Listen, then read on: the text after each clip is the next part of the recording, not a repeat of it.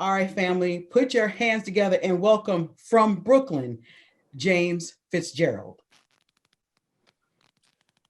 Growing up in a single parent family, me and my brother spent a lot of time together. We were close in age and we found ourselves frequently going to the same school. Now, we were a small family, but one thing that was made clear is that my brother was going to be my protector. Anytime there were no adults, it was his job to take care of me. That was a great arrangement in my eyes. Did I start to take it for granted over the years? Absolutely. Because in my eyes and in my world, taking care of me meant doing what I said to do. Now, after school, we would stay at our grandmother's house and we had about an hour and a half alone in which we could do whatever we wanted. So that meant we did whatever I wanted. And that usually meant us watching Mighty Morphin Power Rangers, which was our favorite show. Mighty Morphin Power Rangers was teenage superheroes fighting monsters and aliens. And, it was just awesome all around. So that's what we did. And we watched this in our grandmother's living room where the only TV was located. Let me give you a mental picture of my grandmother's living room. It's like looking into a blizzard. Everything is white. The walls are white, the couch is white, the curtains are white, the carpet is white. The only color in this room is coming from the television.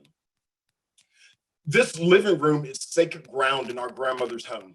She does not allow children in there. She definitely does not allow food and drink.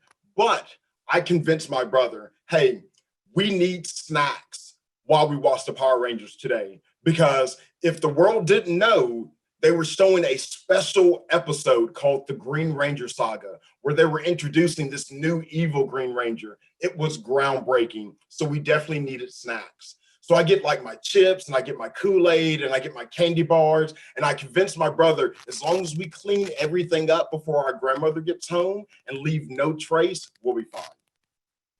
So we head into the living room with all these snacks and drinks. And I'm thinking, this is going to be a story that I'm going to tell my great grandkids when they get into this world, because nothing's going to be as good as the Green Ranger Saga is for me right now. And everything about this day is remarkable. I thought it was going to be remarkable for the Power Rangers, but what really turns out to be remarkable is my brother keeps turning the dial and passes the Power Rangers and goes to a baseball game that he wanted to watch. What he didn't know is that when he was turning that dial, he was turning an internal dial in me to 0 to furious. I'm absolutely livid. I'm seeing red. And speaking of red, that red cup of Kool-Aid I had in my hand, instinctively, I fling it at him. Time stops. This red blob of Kool-Aid is floating in the air. Like a scene out of The Matrix, my brother easily dodges it. And this Kool-Aid goes everywhere. All over the walls, all over the carpet, all over the curtains, all over the couch. I panic. My brother's first instinct is to try to calm me down and make sure that I don't go flying through the roof. He looks at me, he's like, hey, just like the Power Rangers, we're in this together. Don't worry, trust me, we're gonna get through this. At least I think that's what he said, because I can see him speaking, but the words aren't processing because I'm thinking about my own self-preservation. This living room looks like a crime scene. And in my grandmother's eyes, this is a Class A felony. We weren't even supposed to be in here. So me and my brother are scrambling around the house, looking for cleaning products, paint, a DeLorean time machine, anything for us to correct this mistake in our grandmother's living room. But before either one of us could find anything helpful, the one sound that neither one of us wanted to hear starts to fill the air. Our grandmother's driving up the driveway coming home from work. Oh, crap. I have no clue what to do. And I'm thinking to myself, how can I save me? How can I save me? How can I protect myself? Oh, wait, I have a protector. I have my own personal Power Ranger. Before I could really think anything else, my grandmother burst through the door. And she's seen what happened in her living room. And funny enough, her face is starting to turn the same color of red as her once white living room is.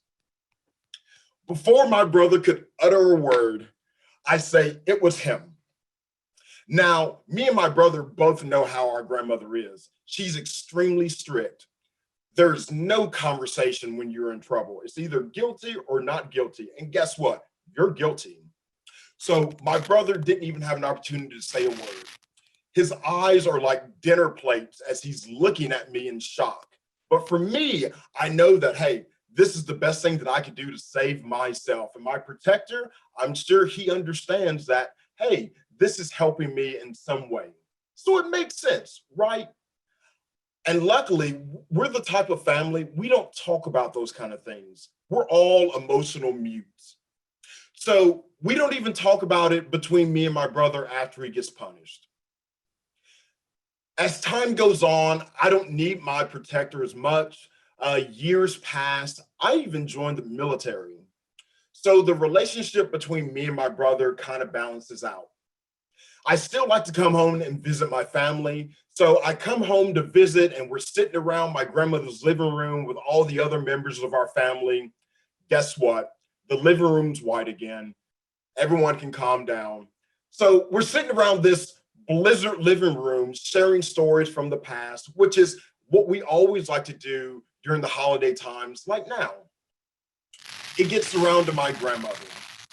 And my grandmother starts to tell the story of the red Kool-Aid saga of 1993 and how she came home from work and found Kool-Aid.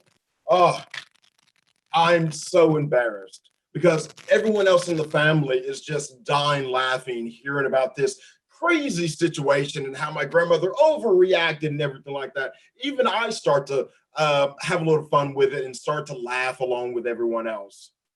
That is until I catch my brother's face and I lock eyes with him. He's sitting there stone faced. He's not enjoying this at all. And then I remember that same face from the day that this incident happened, that same look of shock, because now he's in a room surrounded by family that's laughing about an incident that he was unfairly punished for. And the culprit's in the room. And I'm thinking to myself, this is my opportunity. Finally, I can help my brother and I can confess and it'll make everything all right. So I do. And apparently that was the punchline that everyone was waiting on because it was even funnier to them. So I say, okay, I need to get control of this. And I look at my brother and I say, hey, can we step outside and talk about this? But we still aren't the family that talks about these kind of emotional things. We're still emotional mutes. So I can see the apprehension on his face as I'm trying to convince him to go outside with me. But I ask him, okay, I beg him, please step outside so I can talk to you. I definitely wanted to get him away from all the other people that were laughing at him, even after the truth had came out, because too much time had passed for them to see how serious the situation was. But I could see it.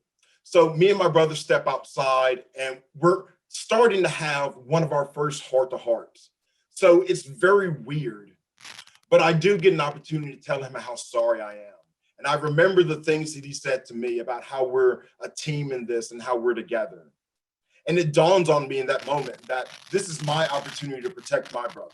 This is my opportunity to show him how much that I care for him and I can take care of him in this moment. So I'm explaining how sorry I am and how we can build off this point and make things better between us.